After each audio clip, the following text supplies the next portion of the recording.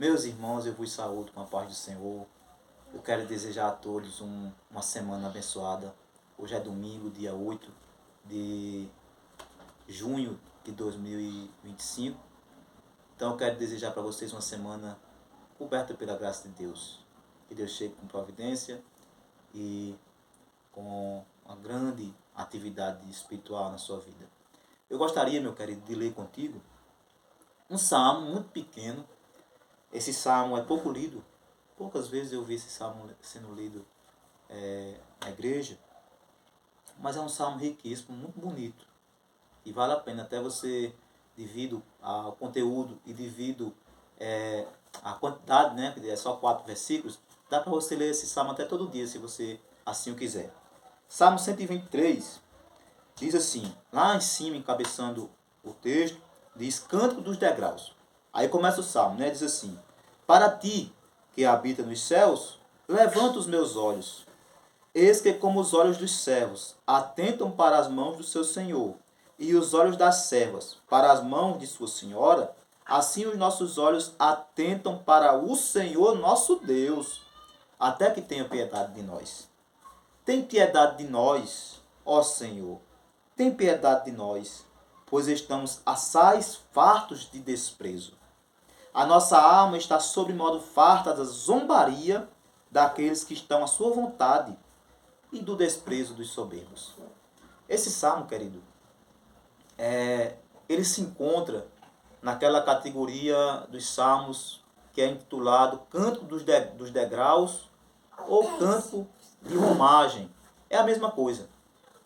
Esses salmos, segundo os pesquisadores, eles eram entoados durante a peregrinação que os israelitas faziam, naquelas 3 festas obrigatórias que constam lá no livro do Levítico, né? Que haviam 3 festas obrigatórias que todo homem, pelo menos, deveria comparecer, pelo menos a essas 3 festas, que era a festa da Páscoa, a festa do Pentecostes e a de Sukkot, também conhecida como festa dos tabernáculos, né? Então essas festas eram obrigatórias para todo israelita e nesses períodos do ano as pessoas subiam a Jerusalém, iam até Jerusalém e tinha pessoas que iam de localidades longínquas, né? E ao longo do percurso essas pessoas poderiam ser assaltadas, porque era um período conhecido. Então os salteadores conheciam que passariam por determinados caminhos muitas pessoas. Então se alguém fosse sozinho ou ficasse ali um pouco para trás, poderia ser alvo de um assalto ou até de morte, né? Então qual era a estratégia que eles faziam? Eles juntavam uma família daqui, uma família dali, né? Ia se juntando ao longo do caminho até que se formasse uma grande multidão.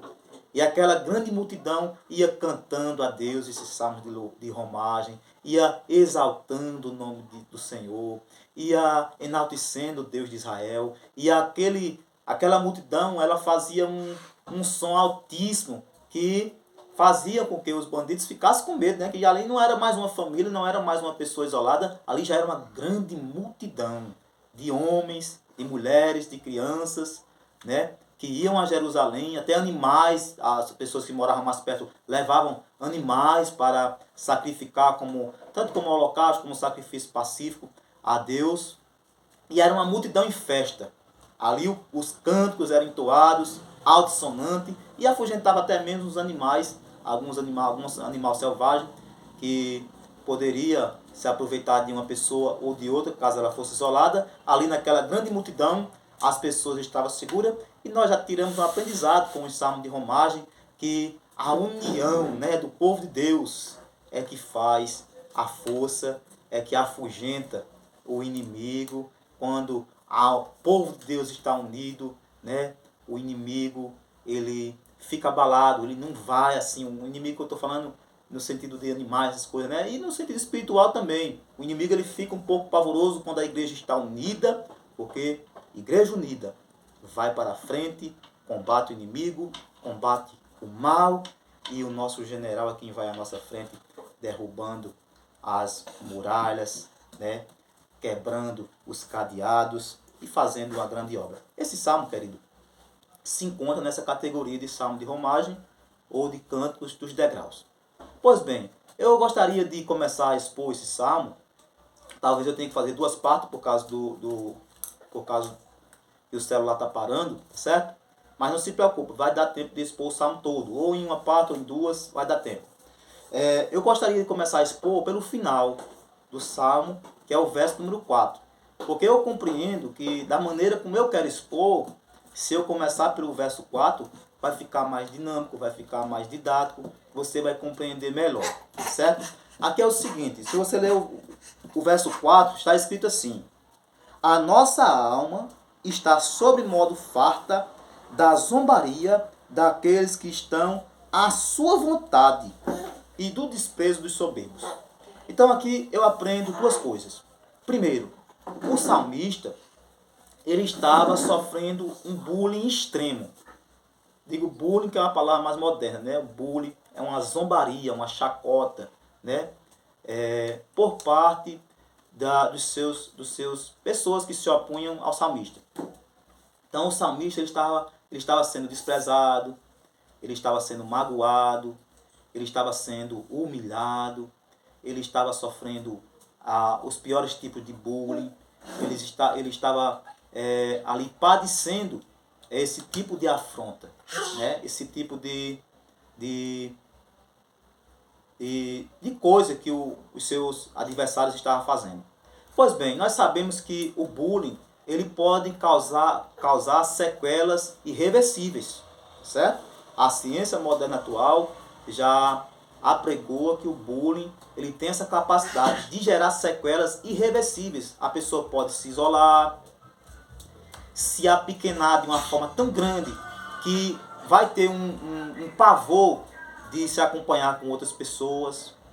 Ela chega a se enclausurar, a ficar num estado depressivo medonho.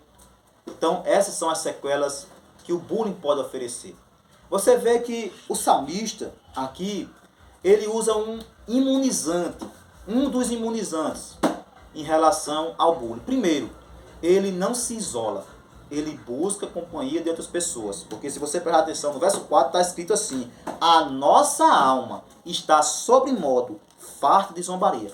Então, apesar de ele estar sofrendo, ele se juntou, não se isolou, se juntou com outras pessoas que estavam debaixo da mesma pressão. Tá certo? Que estava também sendo oprimida, que estava também sofrendo bullying, que estava também padecendo humilhação, que estava também sofrendo chacota das mais variadas possíveis que você puder imaginar.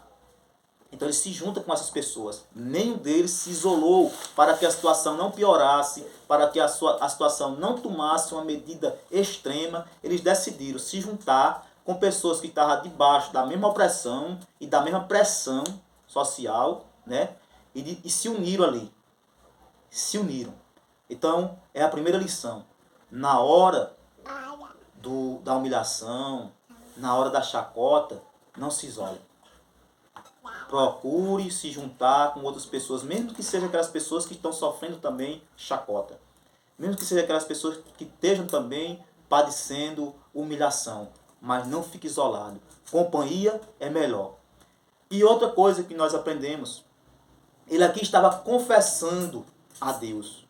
Entrar em diálogo com Deus é o melhor antídoto para que você não venha cair numa depressão profunda, numa depressão que até os cientistas modernos, os médicos modernos dizem que não há cura, certo? Mas para que você não chegue nesse estado tão avançado, dialogue com Deus na sua humilhação. Dialogue com Deus quando for chacoteado. Dialogue com Deus quando você for humilhado. Se junte com pessoas, se reúnam, se congreguem e faça um clamor coletivo a Deus, como o salmista fez aqui. A nossa alma está sob modo farta de zombaria. Então, você vê aqui uma das características também dos humilhadores. Eles chegam ao ponto de zombar, né? De escarnecer, ou seja, de considerar a outra pessoa como um Zé Ninguém, de considerar a outra pessoa como um fracassado, de considerar a outra pessoa como alguém que não merece viver, de considerar a outra pessoa até como esterco, como lixo humano. Veja que essas pessoas, elas detratam os outros dessa forma. Mas outra coisa que nós aprendemos também a respeito desses escarnecedores, está aqui na parte B do versículo. Ele diz assim, ó: nossa alma está farta de zombaria daqueles que estão à sua vontade, ou daqueles que vivem à sua própria maneira. Ou seja, essas pessoas zombadoras, humilhadoras, que não dá valor ao sentimento do próximo, que enxerga no próximo uma pessoa inferior, que olha para o próximo com um olhar altivo, um olhar de cima para baixo, como se o outro fosse inferior, como se o outro fosse o estrado dos seus pés, como se o outro fosse o escabelo dos seus pés. Esse tipo de pessoa, a Bíblia está dizendo aqui, estão entregues à sua própria vontade. E a pessoa entrega a sua própria vontade é uma pessoa que não quer saber de Deus. A pessoa entrega a sua própria vontade é uma pessoa que acha que é o sabichão. A pessoa entrega a sua própria vontade é a pessoa que pensa que é o dono do mundo. A pessoa entrega a sua própria vontade é aquela pessoa que ela faz o que quer, é inconsequente, pensa que as suas ações não têm nenhuma sequela, pensa que ela pode fazer o que quer, com quem quiser, quando quiser, da maneira que quiser, ou seja, ela se acha o dono do mundo. É como se elas fossem o Deus aqui desse mundo. É como se a palavra dela fosse a final aqui nesse mundo. Mas não é bem assim, querido. Não é dessa forma. A Bíblia nos ensina, um ensinamento grande de Jesus, que da maneira, tudo aquilo que quereis que os homens vos façam, façais vós também. Então, a gente deve olhar para o outro, não com olhar de humilhação, mas com um olhar de compaixão. Louvado seja o nome bendito de Jesus. Essas pessoas estavam entregues à sua própria vontade. Mas outra coisa, se você for olhar para a pessoa, aquelas pessoas que estavam sofrendo bullying, você vê que era um bullying ao extremo, porque está aqui na parte final do versículo B, está escrito assim: pois estamos assaz fartos de desprezo. Ele usa aqui alguns enfatizadores, né? Assaz quer dizer muito, muitíssimo. Assaz fartos, quer dizer, já estamos saturados, já estamos cheios, já está transbordando de tanto desprezo. Ou seja, aquelas pessoas estavam sendo humilhadas diuturnamente, chacoteadas diuturnamente, sendo desprezadas diuturnamente, e estavam, consequentemente, como ser humano que nós somos, sofrendo ali, cabisbaixo, triste, amargurado, né? Porque essa é assim que o ser humano se sente quando ele é humilhado. E outra característica desses desprezadores se encontra aqui no versículo 4, a parte final. Diz assim: do desprezo dos soberbos. Eles já estavam fartos do desprezo dos soberbos. E aqui nós encontramos mais um perfil daqueles zombadores. Eles eram soberbos. Então a Bíblia descreve essas pessoas de três maneiras. Como zombadores, né? Eles faziam zombaria no versículo 4. Eles eram desprezadores do próximo, pois a Bíblia diz que os que estavam sendo humilhados estavam fartos de desprezo. E a terceira característica é soberbo. Então eles eram zombadores, desprezadores do próximo e soberbos. Mas só que tem algumas coisas, querido, que a Bíblia nos fala sobre o soberbo e nenhuma delas é boa. Vamos lá? Saber um pouquinho? Primeiro, você sabe qual é o próximo passo do soberbo? A Bíblia nos diz que o próximo passo do soberbo é a ruína. Provérbios capítulo 16, versículo 18, diz que a soberba ela precede a ruína. Ou seja, antes da ruína vem a soberba. A soberba é um passo antes da ruína. O próximo passo para chegar à ruína, né, vem o soberbo e vem a ruína. Então, o próximo passo do soberbo é a queda, é a ruína. Não é algo bom. Você sabe qual é o muro intransponível para o soberbo? É o próprio Deus, a própria mão de Deus. Tiago capítulo 6, versículo 4, diz que Deus resiste aos soberbos. Resiste aos soberbos. Deus impõe sua mão. Deus vai contra ele. Diz, até aqui, daqui você não passa. Aqui você encontrou um obstáculo intransponível, soberbo. E você sabe qual é o destino do soberbo? Se ele não se arrepender, querido, o destino de todo soberbo é o inferno. É o inferno. E não só o inferno, o mais profundo do inferno. Porque Isaías capítulo número 14, versículo 15, falando sobre o rei de Babilônia, diz que levado serás ao inferno, lançado serás ao mais profundo do abismo. Esse é o destino de todo soberbo. Então, não seja soberbo, não menospreze os outros, não humilhe os outros. Você não é dono do mundo, você faz parte do mundo. Louvado seja o nome bendito de Jesus. Retornaremos com a parte B daqui a pouquinho.